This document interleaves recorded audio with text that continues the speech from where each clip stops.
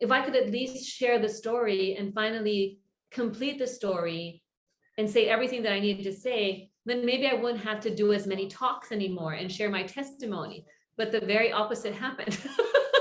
I'm actually embarrassed to do this interview because unlike you, you've written like, how many books have you written? Like 12? How many books have you written? About 12. Yeah, 12. And I've written like 2 books. One, this one that you're going to ask me about, and one with my husband about homeschooling.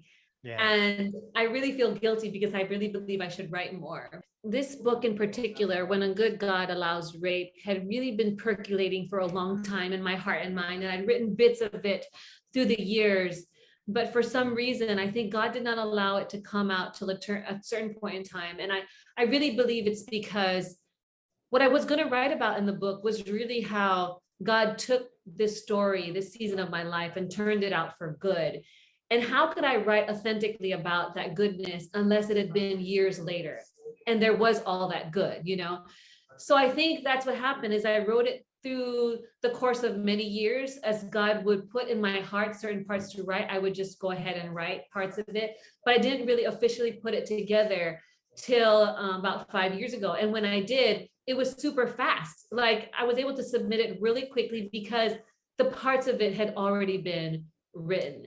And the reason why I wrote it was because I really felt like this was God's story in my life. And I didn't want to, how there's a verse in the Bible where you're not supposed to put light under a bushel.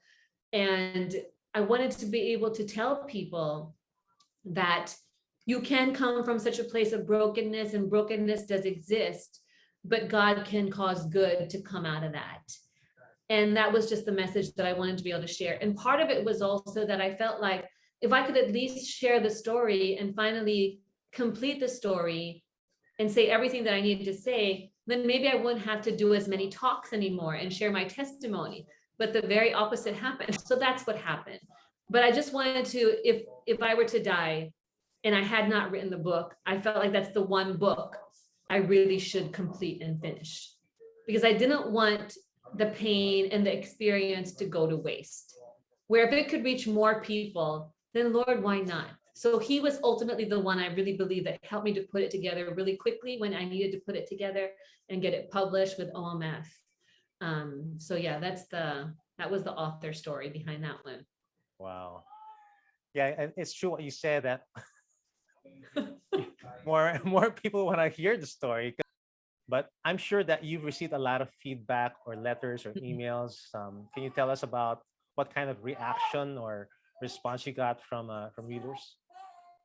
Part of me was super overwhelmed because I was just inundated with messages from all over, people telling me how it impacted them, how it encouraged them. And they would start telling me their own stories of sexual abuse or sexual assault and how they've never spoken to anybody about it. And I just felt like parts of me were like, this person really needs me to be fully engaged with them and really minister to them. But at the same time, there was just so many that I couldn't give as much attention to every single person. So there were times where I would say, okay, you know what, I can meet with you for counseling one time, but then I'm going to have to refer you to, like, there's a ministry in our church called Glorious Hope, or to another person who can really walk alongside you.